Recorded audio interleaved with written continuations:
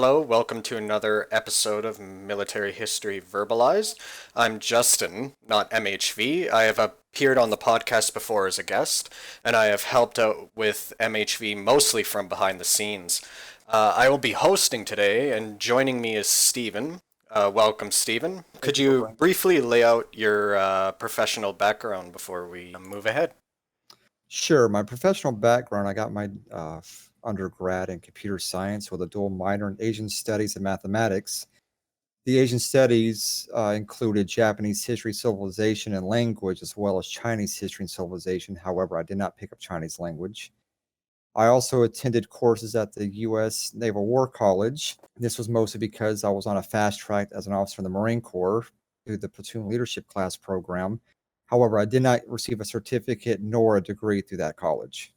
And today we will be doing a brief summary of battleship and battlecruiser design in the Imperial Japanese Navy from Kawachi to 1945.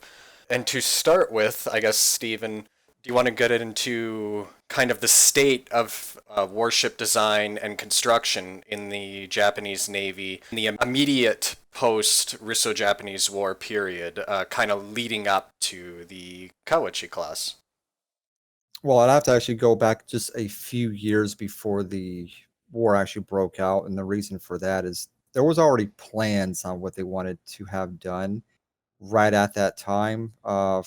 Admiral Togo took over Commandant Naval War College in, was it 1896?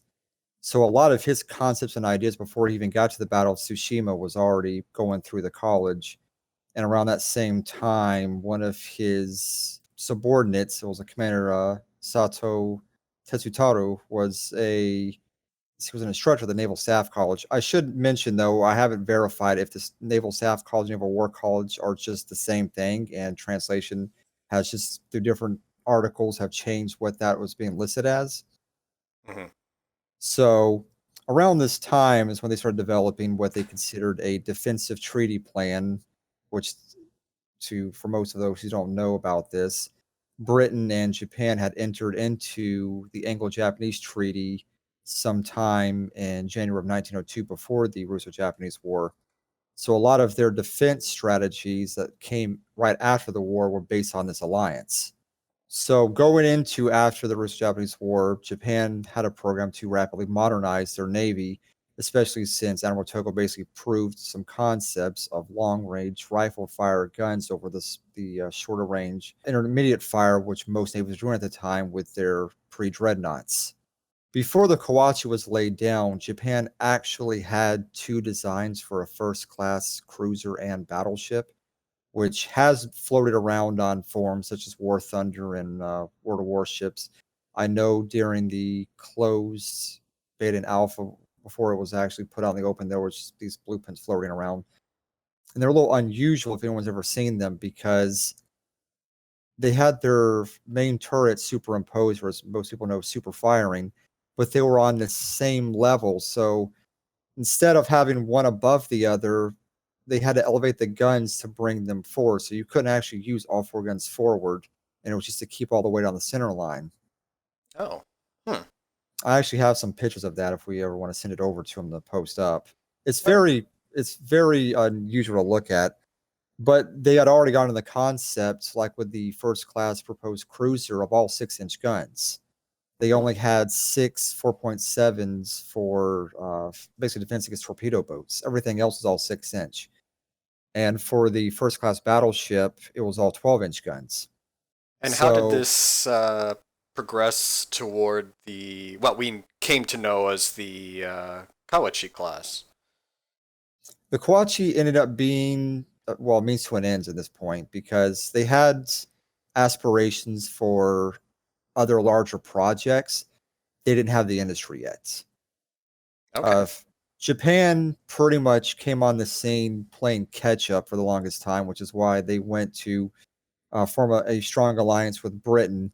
And one of the main reasons because both of them having a monarchy, they felt they had a. Japan wanted to model themselves as the Eastern British society, Hmm. which is why I actually make fun of the Last Samurai movie a lot because they're like, "Oh, it's about America." I'm Yeah. like, no, they were Japan was all up Britain. They were like, America's not exactly an ally. They're competition. Hmm. And they weren't too fond of us of what we did to get them to open up trade. Yeah, that makes But sense.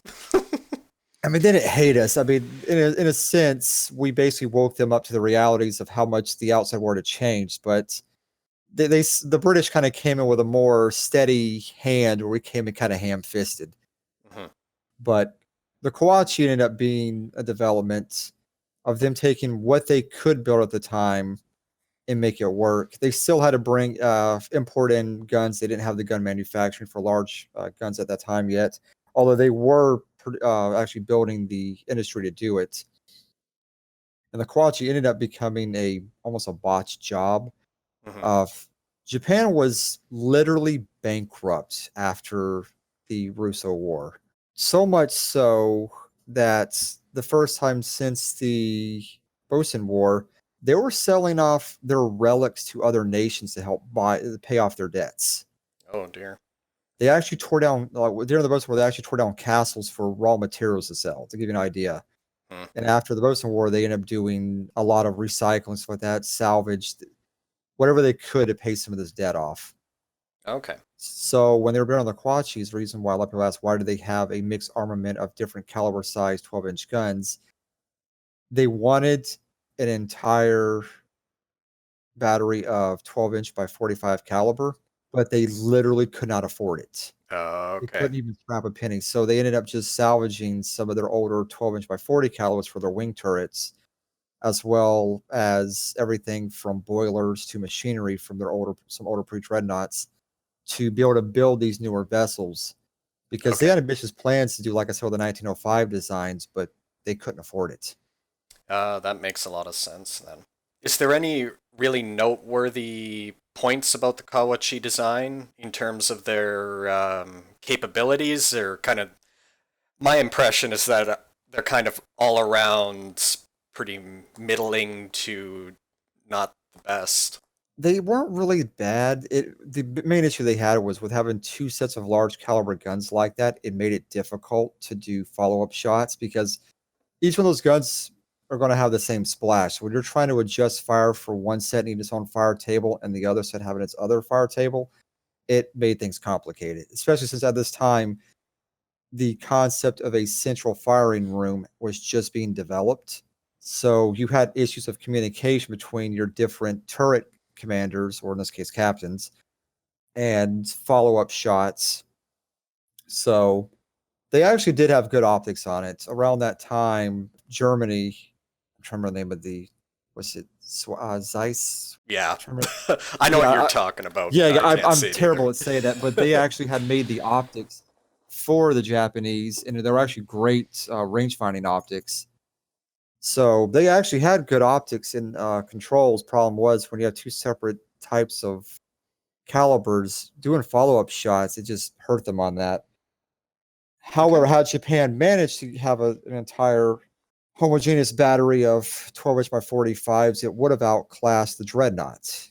I guess moving on in the timeline, one of the most famous classes that operated with the Imperial Japanese Navy was the Kongo class, which was British designed, of course, but one thing that's quite interesting around the design of the Kongo class is that along with the ships themselves, there was a lot of knowledge and tech transfer between the British and the Japanese, and I'm wondering if you can elaborate on that and Japanese involvement in the design process, etc.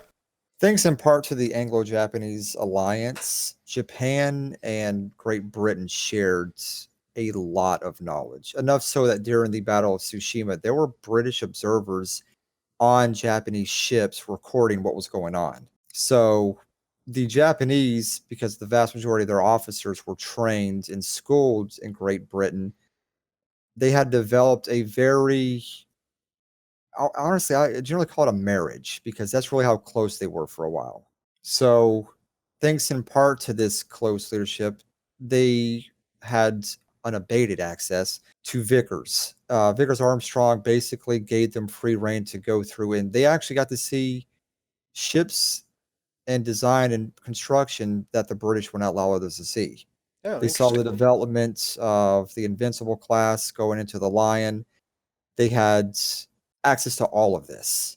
And because of this, what Japan wanted, as at the time, especially since Admiral Fisher's grand illusion of the battlecruiser concept. I mean, it wasn't a bad idea what he was going for. A ship that would outclass any armored cruiser, anything it couldn't outfight, it can outrun. Hmm. The concept of how it was used was poorly implemented, though. But Japan saw this idea as something great for them because they had always, especially with previous battles, speed was key to them. The reason why they overran the Russian battle lines was that they actually were able to cross their T while boxing them in. So the idea of having a large ship with high speed, hard hitting guns, so allow them to outmaneuver an enemy force, very much appealed to them. So what Japan wanted was they wanted something like what's been developed with the Lion class, but they wanted it to be faster if possible with bigger guns. Hmm. Armor wasn't, and this is an issue a lot of people ask, why was the armor so thin on most of these battle cruisers? The technological advancement from, let's see, they were first going through the development with Kongo sometime in 1910, 1911, because it kept changing its design. So from 1910 to 1919, shell design development had taken almost a light speed course because we went from no cap to a soft cap to an armor piercing cap to a ballistic cap in that short of a period of time. So the ability for these large caliber guns to punch armor and do substantial damage had rapidly grown. So the concept of being able to just having like 8 inches of armor be protective enough with, especially with Krupp and Vickers cemented, being able to resist up to 12-inch gunfire at a range of about 10 kilometers was completely now unable to stop even 9-inch gunfire with these new shells. Of, I mean, a lot of people who haven't seen it, you can actually see where they did combat or battle test, or I should say, shot test on the SMS Biden, and it just these new shells just shredded that ship. It just goes to show how much we had advanced in that atmosphere of. I mean, it's nothing new. I mean, throughout history, you develop a defense, and then someone develops a weapon to defeat that defense, and then you keep growing. I mean, hell, look at World War II. Just tank development was ridiculous for just like a 6-year period. Yeah. So Japan, what they had designed it for was a 1912 concept, but by 1920 they were already seeing that it was no longer viable. But between that period, the idea of a fast, hard-hitting ship that could cut off not only enemy fleets but smaller vessels such as cruisers and or supply ships and troop transports, which is a big thing for them, their annihilation, was very much appeasing.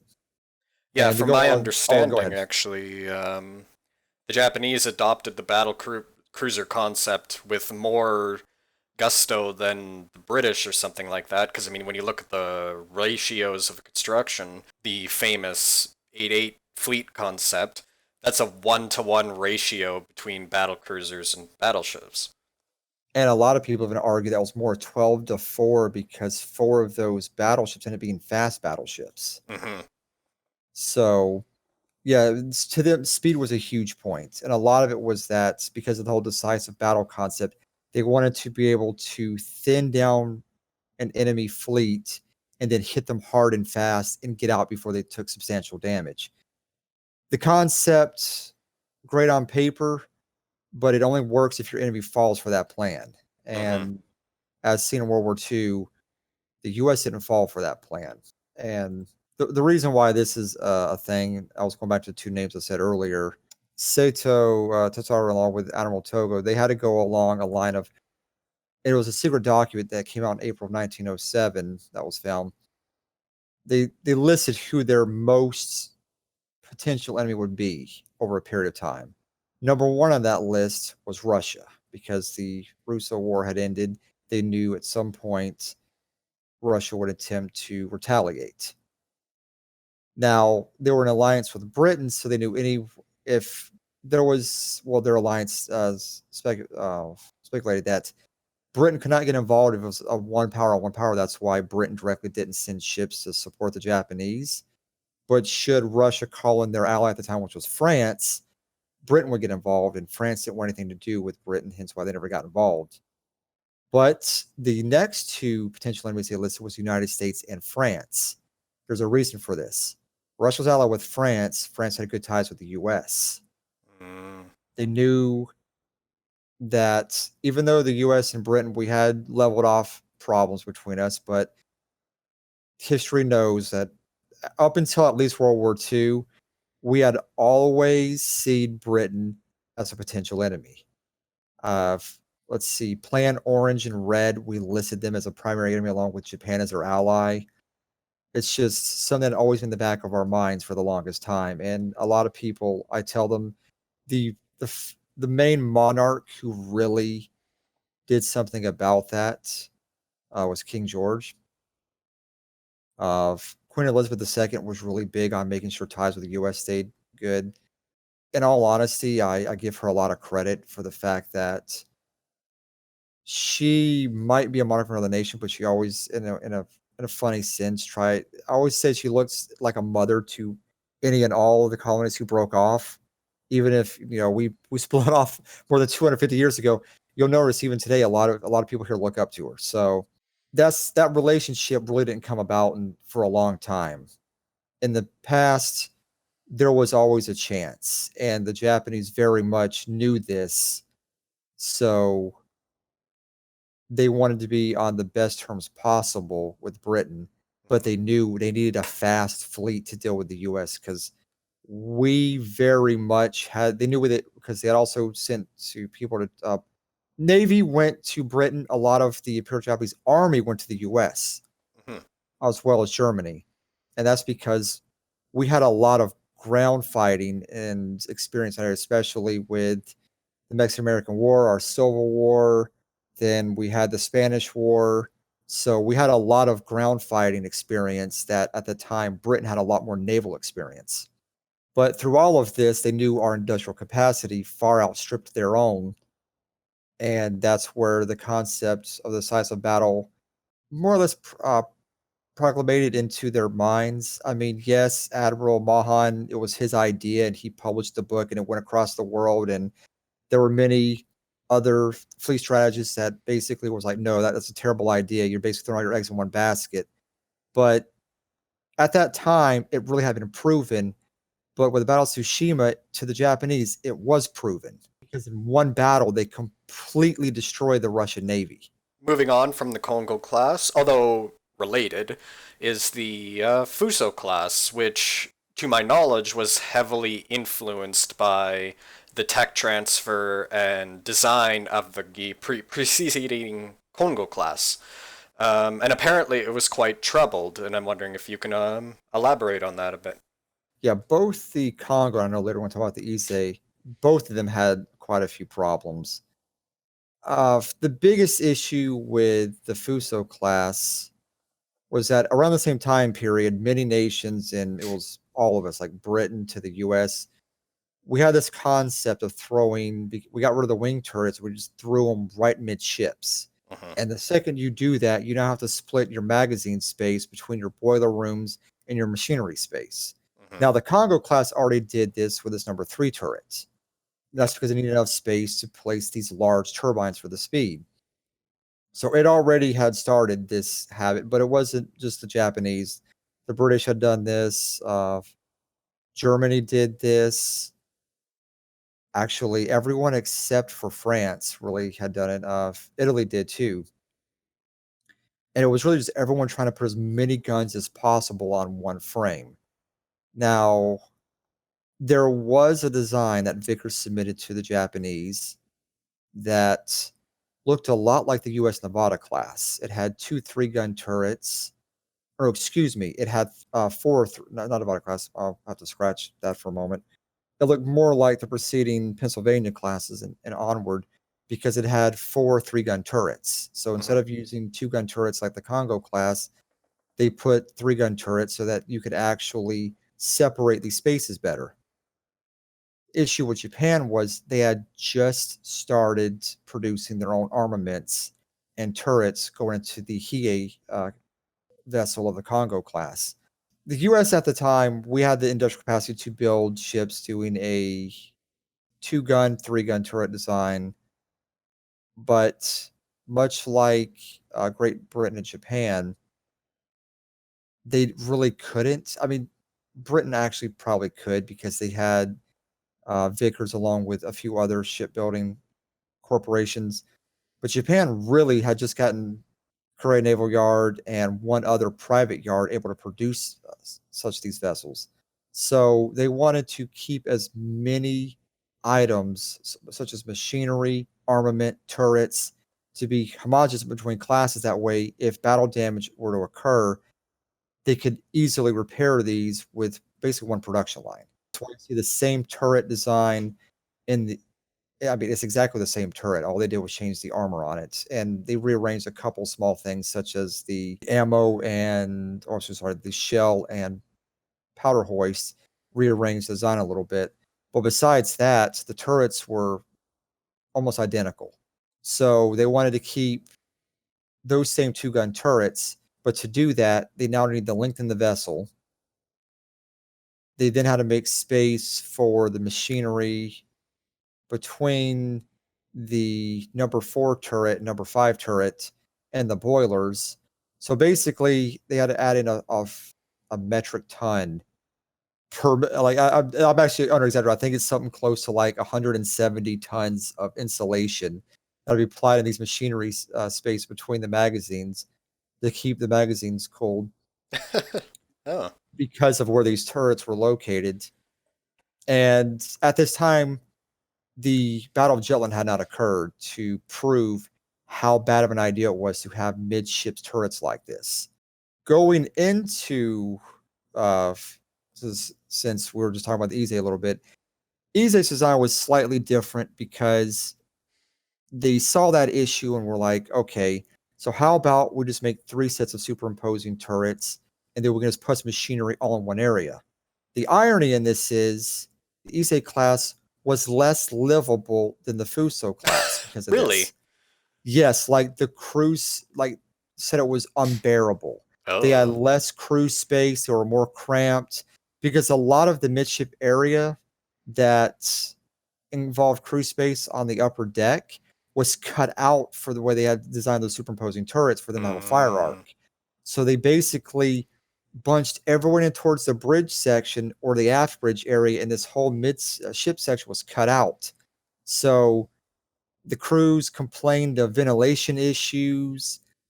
Illness became a problem, such as tuberculosis. It was really bad. Pneumonia, especially in the winter months. So basically, upper respiratory infections were huge along with the Ise class, and it, to my knowledge, had been a problem forever. That is very And it's just interesting. something that's not really spoken about because it's one of those things that those of you who have ever done engineering, great on paper, terrible in concept. Just they did not plan at all what would happen if they did this. And to be honest, there's been a lot of jokes about how Japan really didn't care about the crew space whatsoever. They were like, here's your hammock. You're basically like you've got a foot of space above your head and below you, and that's just your space. Moving on to my favorite class, the Nagato class. There's a lot to discuss, really. To my knowledge, this was the first class that used Japanese designed guns, the 41 centimeter, 45, I think. Yes. Um, there's changes to the armor scheme, the layout of the guns. Some people claim these were inspired by the Queen Elizabeth's. I'm not sure how much truth is in that. I would consider them fast battleships because they were pretty quick for the time. So all sorts of stuff to get into. I have to double check. To my knowledge, the Queen Elizabeth class was in concept around the same time Japan was looking into design. Well, let's see. Hiraga was putting in Nagato. Oh yeah, it actually would be around the same time, because the original concept for the Queen Elizabeth was coming as an improved HMS Tiger, so that was like what 1912, 1913. Hmm. Around some Hiraga was coming about with Nagato. Nagato's design was the concept of quality over quantity because they knew they weren't going to outbuild anybody, Hmm. and they knew that they really just needed something that could take a true beating and dish out as well. Because as I said, previously the Fuso and Ise were already showing their shortcomings. And with what was going on with between Britain and Germany in World War One, they were already watching how the battles were unfolding. And they've basically come to the concept that a battle line, because the Fusos and Ises could not keep up with the Kongo class, they wanted a battleship that could. And this is where a lot of people do consider the Nagato the first fast battleship because it was designed to attempt to keep up with the Congos. Because at this time, the Congos weren't as fast as they were in World War II. Actually, give me just one more. I'll actually tell you exactly how fast they were because I've got their stats right here. 27, right? I believe I'll actually say each one had a different speed test. I Uh, actually got them pulled up. At the time they were built, a few of them hit. One of them hit 27 and a half knots. That was, if I saw this right, that was Haruna. Hige hit 27.1 knots. Kongo and Kirishima were both a little under 27. mhm. So they aimed for 27 and a half, but so they aimed for 27. They got some that were up there, but it's just one of those things where, I mean, a lot of people always ask, in design, how is it that you'll design, all these ships exactly the same and they don't have the same speed? And I have to explain to people, you can change so much on a ship just by the way the rivets are formed to hydrostatics.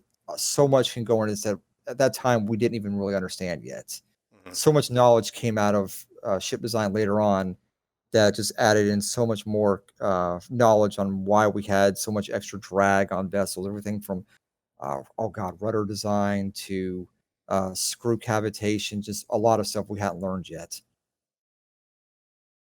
But around this time, they were like, okay, so let's see if we can't produce a battleship that could keep up with these, which not all bad concept. Because mind you, the Queen Elizabeth class were supposed to be faster than the preceding class. Well, they wanted an extra 2 knots, Mhm. which was supposed to put them at 25 knots. It did not get 25 knots though. It got 24, and for the amount of cost that it cost the Admiralty in Britain, they saw it as a huge hit because I believe there was something like 23% more expensive overall than the preceding class per Mhm. ship. And that was a hard hit. Japan oversaw the cost as worthwhile because they're going to have fewer vessels. They need something to stay with their battle line. Now, something of note that should come about is that Mutsu, when it was being laid down, it was about 38% complete. Japan had just gotten the data on how the Battle of Jutland went, and Hiraga immediately requested a stop of production on the Nagato class. Now, Nagato was too far along to do this. I believe it was like 71% complete. So they had to complete it as is. And his immediate knowledge was that he wanted to rearrange the ship to make it better protected versus the things that had come about during Jutland. So what he wanted to do with Mutsu, which was really neat, he found a way to do this at the same tonnage. It was going to increase about 800, between 500 and 800 tons to the vessel, keep the same speed, rearrange the machinery space with newer, more efficient boilers and machinery, which was I think it was like 1,200 tons lighter, and add an additional turret, so it'd be 5 turrets. Now, this was actually later on carried on to the Tosa class, but he had already envisioned with the Mutsu that same design of 3 turrets aft and 2 turrets fore Oh, interesting. on the same tonnage as Nagato. Hmm. And the Japanese Diet basically asked, how much is this going to cost us? And where they showed in the projection plan, they were like, no, we can't afford that. We need to finish this as is. I think it was going to add something like, at the time, like 4.5 million. But at the time, like carry for inflation, will be something today of closer to the ballpark of about $600 million. And they're like, no, we've already got all that. Because most people understand for ship armor, because he completely scrapped the armor design. He was going to he was going to change the outline to 50 degrees outboard. He changed the deck layout, all of this. What most people don't know is when you produce ship armor like this, they're weathered. So after they go through the cement, either the hardening and cementing process, they're left to weather to see if cracks form. And they make more plates than are needed for the vessel. That way, if those that fail the quality check, they can then just be either reprocessed or scrapped and then reformed. So that means everything they had already pre-built for production would have to be scrapped and started over. And that's where all these expenses came from. They were just like, no, we're not doing that. But Japan did end up getting Nagato launched and in action before the U.S. got our first 16-inch gun vessel launched. So Japan was really big on trying to be the first on things. Like they were the first getting the 14-inch guns out, although the U.S. was within New York and Texas almost the same time. And then yet again, with Nagato versus Colorado all the time, they were called the West Virginia class because different nations went off of who launched what first. So there was already a lot of head smashing between the U.S. and Japan at this time. And Britain was taking notice of this too, because it kind of worried them. They're like, okay, now we've got to compete with Germany and the U.S., even though U.S. is their ally right now. It's just funny when you think about it. Is there anything you can elaborate on regarding the guns? The biggest thing I can elaborate on, this is something that was very unique for them. So in all previous designs, they kept the same turret design, but the thing they changed was the shell and powder hoist to do something that they hadn't done. So in all older, or at least all the way up to that point, British design and also older Japanese design, the powder hoist was done in 2 stages. Two bags dropped, rammed it in. Next 2 bags dropped, rammed it in. This added time on a reload. So what they envisioned doing with the Nagato was you ram the shell home, all 4 powder charges came out at one time, rammed it home to save time on this reload process. I believe even to this day on a 0 degree, or I should say at loading angle, Nagato still holds the record of the fastest gun cycle because of this. Oh. I'm trying to find what exactly it was. It was something ridiculous. Like I think it was like 17 seconds. It was unheard of at that time. Now, mind you, at a loading angle, that's not a very long range shot. Yeah. And you're not going to be able to do that in a combat situation unless you're doing a shore bombardment that you're already zeroed in on. And the reason for this, you got to do follow-up shots for them maneuvering and everything like that. So when a lot of people ask, well, how fast could they fire? That don't really mean much in a combat situation on ship because when something's maneuvering, you got to readjust and then, yeah. Yeah, that's one thing, because, you get these war by spreadsheet people talking about, like, theoretical maximum firing rates. And it's like, well, in reality, when you're looking at these battles and you're, like, averaging shells fired per barrel, the rate of fire is usually well below the theoretical maximum because there's a lot of other stuff going on. Yeah. Oh, here it is. It was 21.5 seconds that they actually achieved in testing. Oh, okay. So, and that was at a loading angle of 3 degrees. So they were literally able to pump out it. And this is sustained. They actually did it for, I think it was like 60 rounds. Oh, wow. So it was actually sustained at about an average of 21.5 seconds, which when the U.S., we went and did our technical mission in Japan when they surrendered in World War II, that was actually surprising to us because we had always listed their rate of fire, been same like Colorado's, which is about, I think it was like 41 seconds. But the fact that we were achieved that at a low elevation was shocking, and we found because they come with the concept of a single uh, ram on all the powder, which was for a 1914 design was pretty visionary. So Yeah, that's really interesting. Japan actually already the thing I always tell people about Japan was that they had great vision on a lot of things, but they were hampered by their industry, and they're also hampered by tradition. Japan was really bad about letting their tradition supersede certain modern concepts because they always had people who didn't allow the tradition to hamper them, but it's hard to get that through people's heads. And I make a joke about it being what our political situation is in the US right now. This is nothing new. It happens in history all the time of one group trying to explain to another group going, no, I don't want to hear it. Mm-hmm. And it happens in military, it happens in politics, it happens everywhere. So take that with a grain of salt when it comes to a lot of what happened with Japan, because there were so many things that many people in lower ranks, even up into the admiralty, were making comments that should be changed.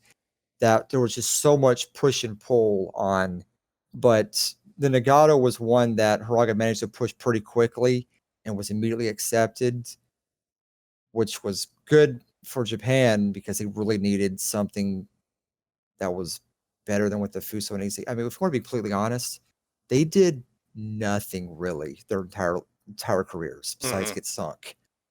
I mean, I'm not sad to say. I mean, they really were never like an. I mean, we give the Yamatos crap because they basically were just floating hotels, and the Congos were like, well, I guess we're doing all the work. Thanks, guys.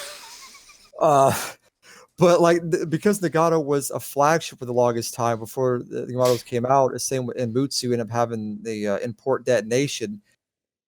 They like Nagato ended up having to do some leg stretches with the Kongo class because Ise and Fusos couldn't really do a lot until they got modernized. Like the Fuso modernization actually made them do something that was extremely rare. That modernization was their boiler rooms. Some where they added ballistas like they did for a lot of their ships, and they did this for Nagatos as well when they modernized them to increase their fuel endurance. But but Fuso, as well as sister ship, got an endurance range that was unheard of in Japan. I think it was something like 1,500, 15,000 nautical miles of an endurance range. No other capital ship had close to that at the time. So because of this, it made them good vessels for long range support and without refuel. But they mostly were kept in the rear, and they even with that, they didn't do a whole lot. Yeah. It was just one of those things that you kind of go, but why? Yeah, like those Ise CV hybrid abominations. That was just them going, oh God, we've lost too many carriers. What do we do? Well, we got these two we're not really doing anything with. Let's do something with those. Okay. I mean, they actually had plans to fully convert the vessel into it, but it's just the industry at that point had been bombed out from firebomb. They're like, well, it's the best we got, guys. We're like, we're doomed. Truth be told, they actually started in 1944.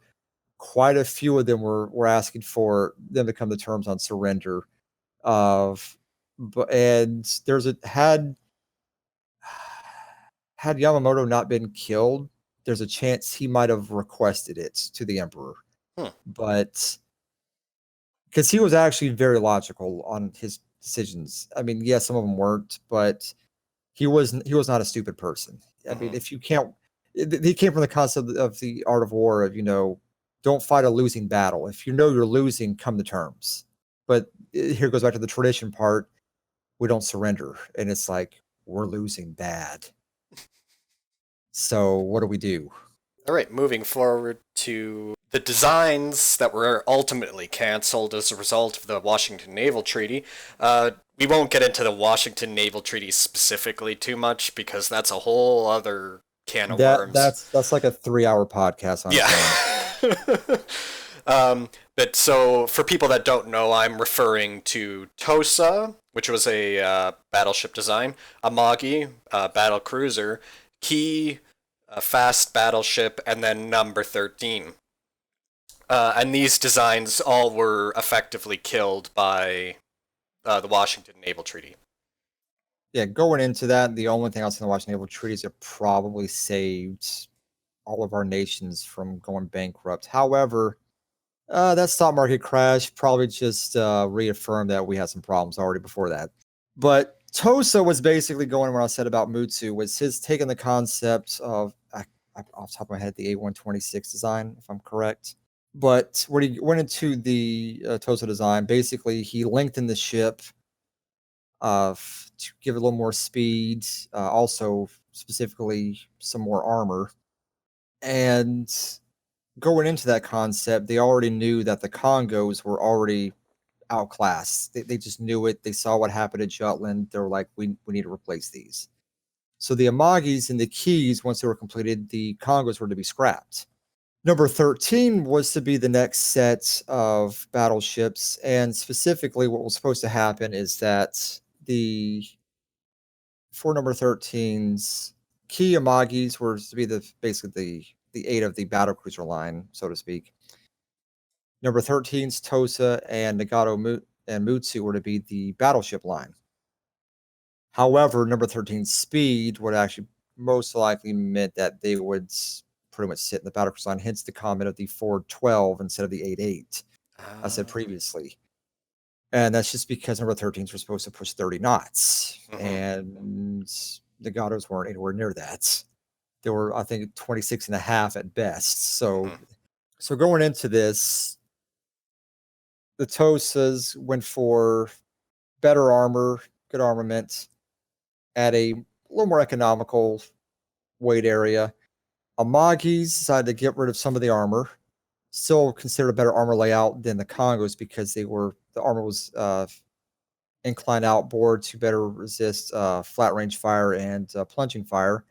Also around this time, the Japanese already come to the concept of plunging shell fire, so they began designing their decks to resist this. The Key class came in to further improve upon that, giving better belt and deck armor, back to more what the Tosa was and a little better. And then the number 13, they basically crunked the knob all the way up to 11. I mean, so many naval historians at the time said the number 13 would have outclassed everything everyone was designing at the time because the Japanese had already come to the concept of the true fast battleship in its true core. It had great armor, great firepower, great speed. Actually, the design was supposed to give it good maneuverability at high speed. It was all around probably the best design Japan had come out with for a very long time. Interesting. I'll just mention, for those that don't know, the number 13 actually had, I can't remember what the exact size was, but around 18-inch. It was actually the same 46 centimeters. We actually found in the archives the actual turrets and everything for it, because it had been misquoted to be the Imperial Center of 18 inches, and there's also been some misstate out there how heavy the shells were going to be. And part of that came from the fact that the British were designing, it was like a 1,500 kilo 18-inch shell.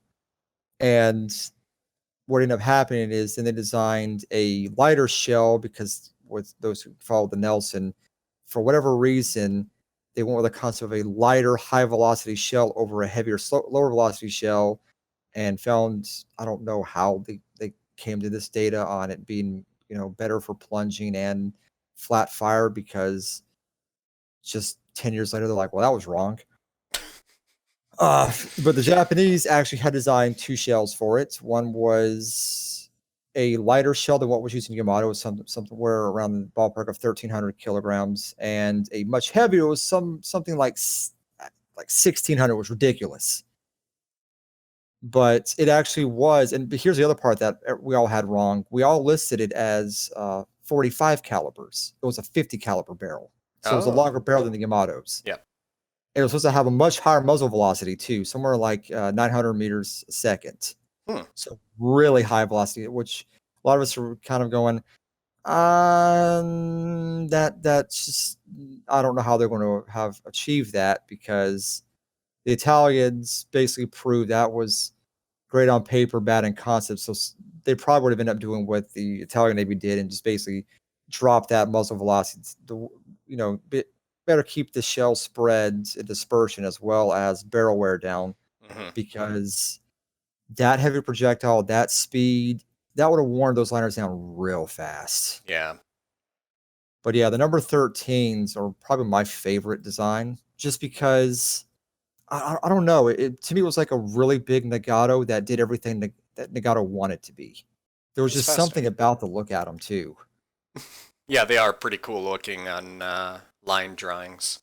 Oh yeah, and like for those of you who haven't seen it, he had already started designing before the Yubari was cruiser was designed. The swept back funnel system, uh, the bridge structure had been redesigned to have a lower solid bridge. It still had the mast structure, but he had already come with the concept of a high mast with the rangefinder way above the line, water line, to get really good long range fire. There was just so many different things that were added in. The downside was to the ship, and something that I think Japan was going to have to figure out. Before they were about to lay them down, they had zero, I mean zero docks that could actually hold the ship, because the ship was so long. It was 260 meters. For those who don't know, the Yamato was about 14 meters shorter than that. This was a very long ship. And that 260 meters is just the length between perpendiculars. Its overall length is 274 and a half. This thing was huge. However, I've noticed it was misquoted how much displacement was going to be. Somewhere at like Fort Space going to be somewhere close to 63,000 tons. So it was going to be a heavy ship too. That's a big girl. Yeah, yes, it is.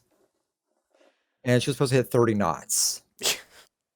Well, moving forward, we could maybe do just some general marks about design from through the battleship building holiday and all the way up to A140, which is the design that would lead or eventually become Yamato Class. Yeah. The funny thing is, because of the capital ship holiday, some of the most oddball designs came about because of the tonnage limitation for the replacements on the Congos. Mm-hmm. The Battleship X design looks like something out of a 50s sci-fi movie. Every time I look at it, I kind of get an eye twitch. I'm like, what happened? I mean, you just kind of got to give them credit. They're trying to find some way to make this work, because this is okay. So before, those of you who don't know, before the whole issue of limitation of tonnage, because they limited tonnage on cruisers, on capital ships, all these ships had very little problems when it came to stability and things such thereas. Once they started putting this tonnage limit, Japan lost their mind, because they were already upset that they didn't get to have the same tonnage factor, because the only thing they were limited to in the past was their industrial capacity. There was no limit on how many ships they could have. They just knew they couldn't afford them. And all of a sudden, this mindset kicked in of, oh, we can only have this many ships. Well, it's got to be better in every way than everyone else's. So we got to have this and this and that on it. And the designers are just sitting there going, please stop. Like, I can't fit all this on this ship. I literally can't. They're like, make it happen. I mean, that's literally what the naval staff was telling them. The general naval board was like, you just go into the cruiser for a moment. The Mogami was like the epitome of put everything you can, including the extra kitchen sink, and make it work. And the thing cracked when they fired the guns, because they put way too much on this hull. And they were like, okay, the designers were like, we can't do this. It's just not going to work. But they basically were forced in a possible situation. Well, the same was happening with the capital ship holiday, with the X design and all these other designs. It just, they were trying to shove so much on this 35,000 ton limit that it was ridiculous. And it wasn't just them. If you like, the U.S. was like really, really pushed the limit with the North Carolina class was being designed. Like, they were like, we got to make this work. I don't care what you got to use. We don't care if that bridge can be out of complete aluminum. We got to make this. I mean, it just got ridiculous. The U.S., however, had one thing going for them more than Germany did a little bit too, and that's because the U.S. had such a large industry, even during the Depression, of a lot of government works were put into place. from bridges, stuff like that. Welding had been, because it takes many years for you to become go from an apprentice to German welder. A lot of issues with the Japanese holiday with their welds not working very well is that a lot of these welders didn't have the experience for this yet. Personal experience, because I actually apprenticed as a blacksmith as a kid for 5 years, and it's also including me doing MIG, arc, and TIG welding. It takes years to do proper welds. Mm-hmm. Like to do really good looking welds that you don't warp the piece because I can go from too much not enough voltage, you're not running the feed properly, just all kind of things can go wrong, and it takes years to develop this. A lot of these guys, because Japan didn't really do a lot of crossover, a lot of the welders that came in shipbuilding in the US when the industry picked up did welding in other areas, from buildings to bridges to cars. Like there was a little bit of welding done with the cars starting for a little bit just to save on production time, because they could prefab certain parts and decrease the time on a production line.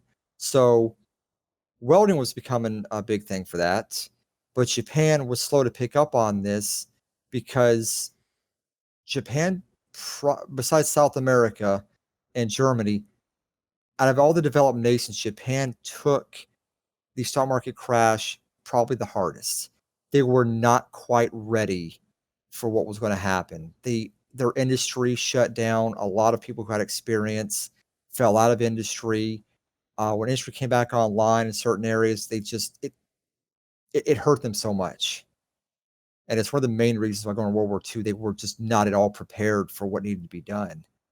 And this also went with their designs too, because you look at most of these designs like the X class and some of the other Kongo preliminaries and other designs for replacements, they were relying so much on welding that most likely they would have failed. Like they would have been like the Mogami of the battleships. Mm. And there's a lot of problems with that. Now, there were concepts that came out of that went into the A140s that were good. One of the biggest ones was the complete design change of the turrets. Now, no one's really sure if it was completely in-house or if they got some of these ideas from Britain, also come up with ideas from the US, because the US at the time, if you look at the way we were designing our new turrets, had the shell hoist and the powder hoist separated. Britain did it with the Nelsons and some others. These were the first designs that started to incorporate this. That's why if you look at the Yamato's turret design, it looked nothing like the previous classes, and that's because they moved away from having a single hoist carrying the shell and powder to having separate hoists.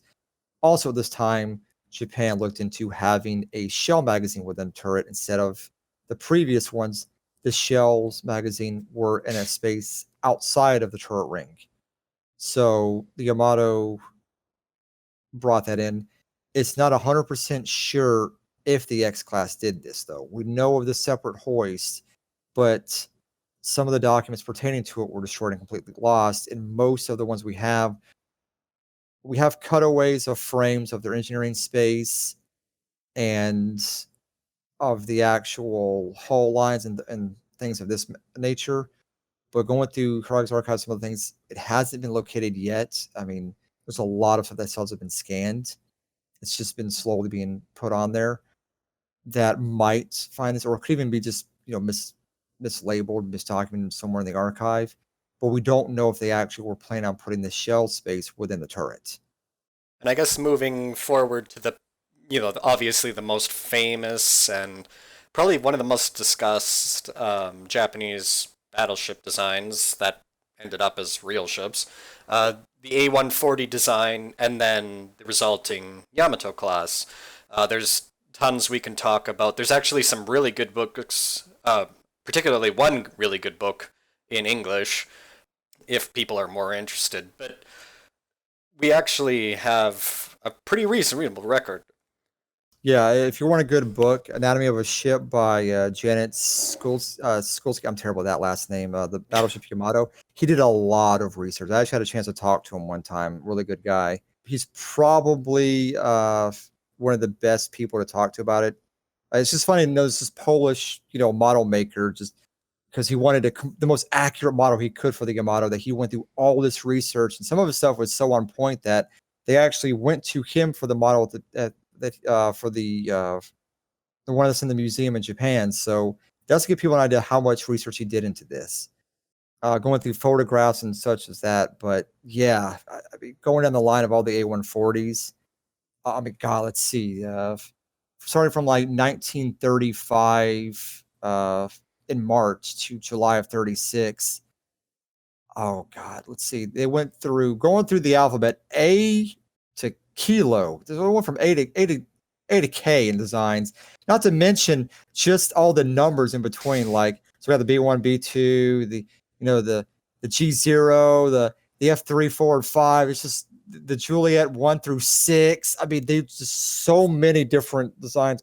It was just ridiculous. Like, I don't know of anyone who's actually managed to map out all of them, and it's because it wasn't just Hiraga. Fujimoto and like 3 others were involved. Just so many concepts came in because you had designs that looked like the Nagato, in a sense, with the 4 twin turrets, like the number 13, then all the way to like the Nelson type with all 3 turrets forward, and like if you play World of Warships, the Azumazi type, where the 3rd turret is aft. They also have the one that was the 3rd turret forward, is where they're all 3 superimposed forward from the bridge. And then they had the concept of the first time ever of split machinery of a diesel and steam propulsion for better endurance. That fell through because they were having issues with certain diesel engines. I mean, just so many things came through at this point. I really recommend just reading the book because I could spend 45 minutes alone just on how much they literally were trying out with the Yamatos. But what ended up happening with the A140s, they finally just came to terms that they're going to have to go with what they know works. This means the new experimental high pressure boilers were thrown out the window because they at this time they had seen what issues were coming up, because they actually had ordered a few from Germany to test. Germany was having issues testing as well. Some of their boilers were up to like 600 psi and breaking down. Japan was looking for an alternative, so they ended up just going with the standards intermediary pressure boilers, which were not as efficient. They gave up on the diesel engines. They had problems with that. So overall, they were like, okay, we're just going to go with what we know works. It's going to be a gas hog. We're just, oh, well, we don't have a choice. The biggest reason for that was their biggest fear, because the deck was so integrated to the hull's integrity. They had fears if something went wrong with the diesels, how they would get them out and replace them, because they pretty much had to strip a good portion of the ship down to get them out. Oh. And this was a huge problem. Although part of me, it's like, well, what do you do if you get your boilers knocked out and you got to go in repairs because you're going to strip that deck up anyways? I mean, honestly, I literally thought about that when I was reading that issue, and I was like, really? Because you're telling me that if you get some substantial battle damage, but mind you, at this time, they truly believed Yamato was going to be nearly impervious to any enemy ship at the time, so they weren't. I called Yamato the Titanic of the battleship world. Oh, by the way, for those who don't know, I was obsessed with Titanic since 3rd grade, so I have a tendency to kind of compare it to the Titanic a lot because of that. But yeah, it really just was like, they're like, okay, it's going to have, I swear to God, it's like Trump's going to have the best deck armor, the best belt, the best guns. It's going to be unstoppable. It makes Japan great again. I swear to, like, they were out of their minds sometimes on it. I mean, don't get me wrong, it really was the biggest thing that had hit water, and was substantially, it really pushed some things to the limits for their industry. But other things were more traditional, like the machinery space. They had to be economical on that.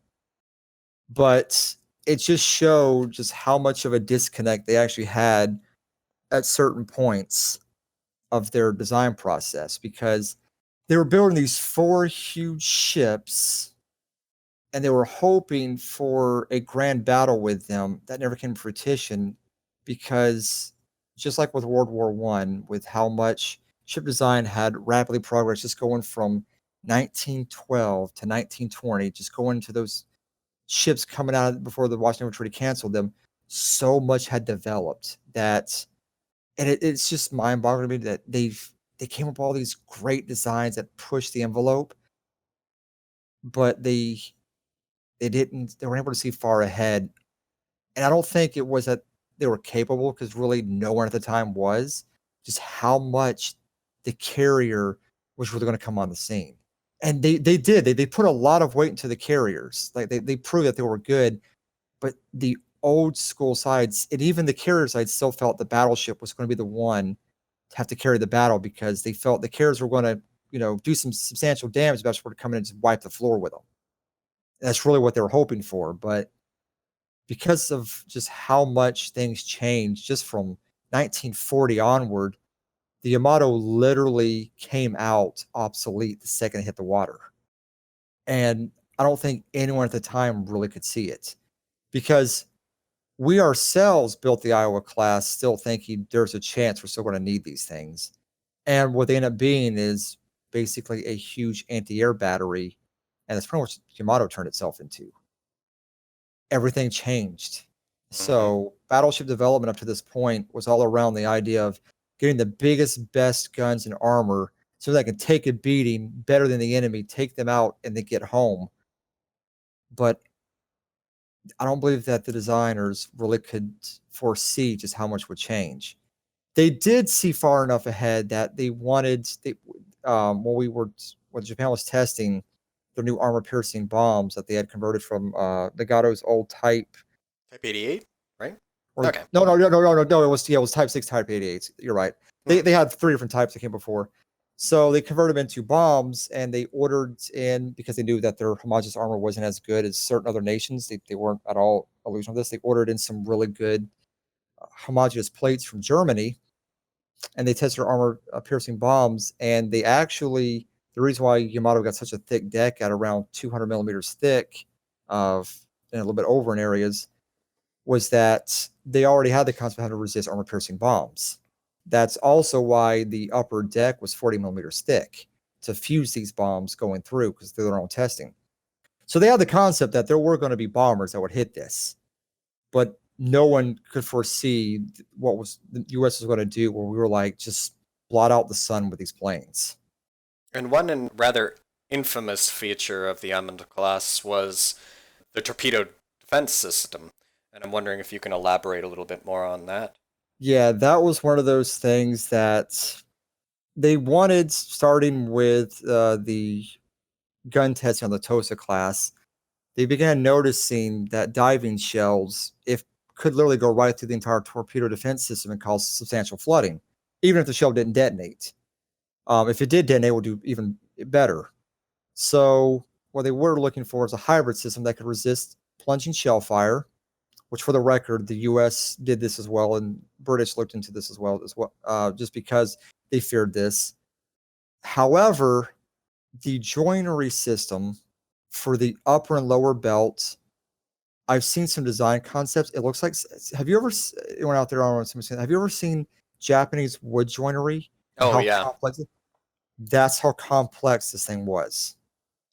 This joinery system was designed to be, was very complex. It had to fit in a very specific way. They were cut out. They were reinforced. But the problem was they didn't take into concept that explosives tend to take the least resistant route. So it was going to blow inward and upwards, and all this pressure went right to that joint, because where that bend formed, instead of being a smooth bend like the older classes had, was a nice rounded bend, which kind of dissipated the energy a little more over an even space. It had a joint right at that corner, and all the pressure hit it. So this joint took the full force of the blast, and it would just crack and let flooding come through.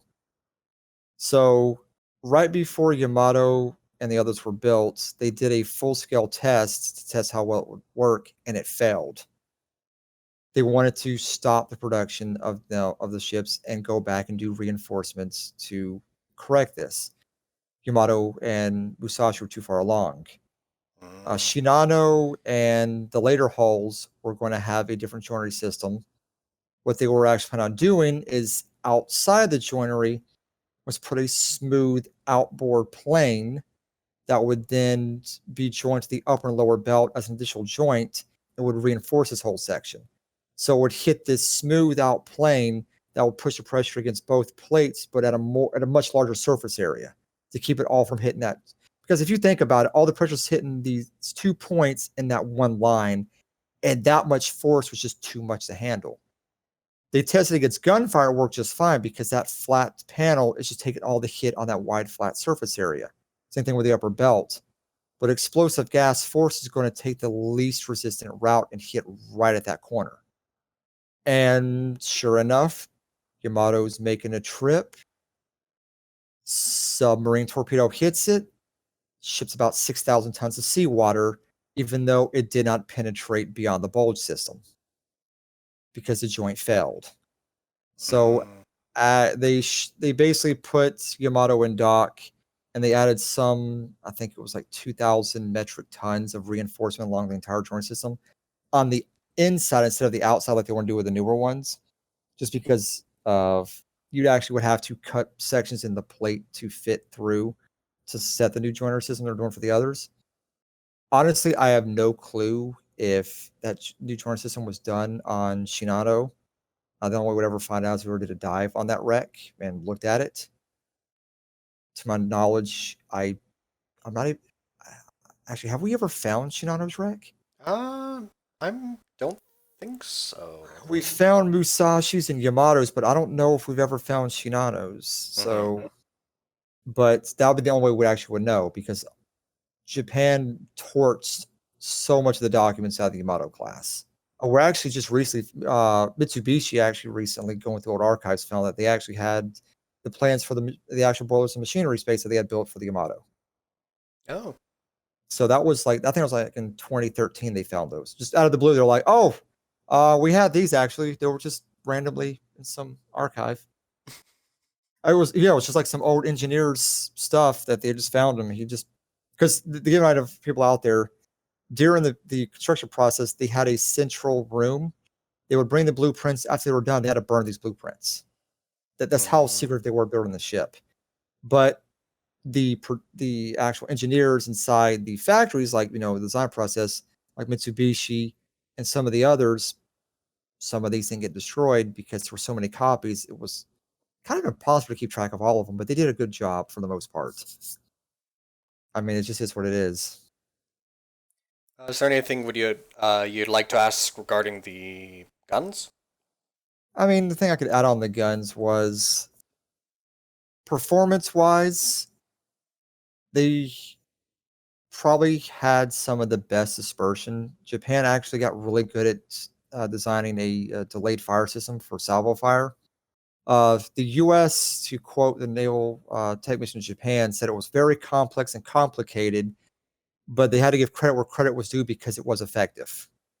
Because they actually got to see the system in Nagato, which was the same system, was a little more modified and refined for going to Yamato. But they did give credit where credit was due. They said it was effective. They didn't have it directly built into the fire trigger. It was built into the turret system itself, but it did work. Besides that, the one thing a lot of people give the guns is, yes, they did fire the largest shell put to sea and the heaviest for a war vessel. Technically, HMS Furious did have a heavier shell, but never saw combat or was in a war with that 1460 kilo shell. But I know a lot of people always want to play the whole who would have won concept of the whole Iowa versus Yamato, and I forgot which YouTube channel did it because I had spoken to them as well when they're going about. I think it was the Zukaroff's channel who did it, because they spoke to me about it and they asked me so who would have won? I said it would have been a draw. I was like, the two vessels would have mission killed each other and gotten out of the area. Yeah. I was like, it would have been basically a 1 in 1,000. Someone got a lucky shot and did something other. But the problem is that at that time and period, both ships could do serious damage to each other. And the idea of a one-on-one just was, okay, the Atlantic was a whole different story, but in the Pacific, no. I mean, there was a chance. There was a good chance that Admiral Halsey could have had that battle fleet fight had he not gone chasing through that typhoon on a wild goose chase, because that battle force that hit Taffy 3 was expecting to hit them. That was the only time that they would have probably been able to have that fight. And there's been a lot of discussion to this day whether or not Yamato, after that straddle, hit White Plains. And the reason why is that the chief of engineering said that they took a hit in the boiler section and it ruptured pipes and shot water all through the area. So there's been a lot of belief that what had happened is one of the diving shells went under the ship and detonated under the keel because it came from underneath the vessel. And then a lot of people are saying, well, does that actually count as a hit? Because it didn't actually hit the ship, the shell detonated. And some people say, well, technically that does, because, I mean, the shrapnel did penetrate the vessel. Mhm. So, and the reason why that gets brought up a lot, because people go over who had the longest range fire, gunnery hit between Scharnhorst and Warspite, and people were, well, didn't Yamato hit White Plains at so-and-so range after that second shot straddle and damage reports? And it's just one of those things that you'll never really know. But through actual gun testing, through the actual officers and such who had served on Yamato, they stated its guns and at least its accuracy was better than everyone else in the fleet. There's been things that just have never been confirmed. Supposedly, and I've talked about it too, it's been in sources that supposedly Japanese were developing low light optics that Yamato actually had experimental versions of. They had also looked into development of infrared systems through work with Germany, but there was no proof of this. We know that Germany had sent Japan through submarines a lot of blueprints as how they developed their first jet fighter off of the ME-262, and Mhm. they also sent Japan some of their new torpedo designs for the submarines. And there's even been some speculation that the new or the newest and latest German submarine designs were sent to Japan. The biggest one that they sent to Japan was their new battery designs, because Japan, going to their submarine fleet and also their batteries overall, they weren't all that good. I mean, Japan actually developed one of the fastest submerged submarines, but it really just didn't have the battery capacity or the efficiency that Germany had developed. But yeah, it's the only other thing I have to discuss on Yamato that they did that hasn't been confirmed. It's supposedly, since Musashi was designed to be, because it was given better staff quarters and fleet staff quarters, they gave it a new and unique hydro system. Oh. Its hydrophones were supposedly German made. There's been documents in Germany stating that Japan did order this material, but there's been no proof that it got to Japan. That they installed these newer German hydrophone, what is it, KDG? I might be getting that wrong. It's been a while since I've actually looked through German stuff, systems, and that they were capable of hearing outwards at the ship moving 18 knots on its cruising speed, becoming torpedoes at a range of about 7 kilometers. And the purpose of this was to give an early warning against submarine attack. And I believe it had a 30-degree off bow to about 45-degree. No, it's not 45 degrees. It's like 30 degrees aft of a listening range or arc of listening. Yamato had one as well, but after they had looked into the hydro systems that were put into the sub chasers and Nagato and some of the others, they had issues, or at least in those vessels, of soundproofing the rooms. They got a lot of feedback sound, which hampered their limited the range of actually hearing some of the stuff in the water, because you get machinery vibration, stuff like that. So no one's really certain if Musashi had done stuff like that in there, and maybe the reason some chasers didn't have it just because they were just spamming what they could get out there to deal with the situation. But supposedly it had the best hydrophone system in the fleet until it was sank.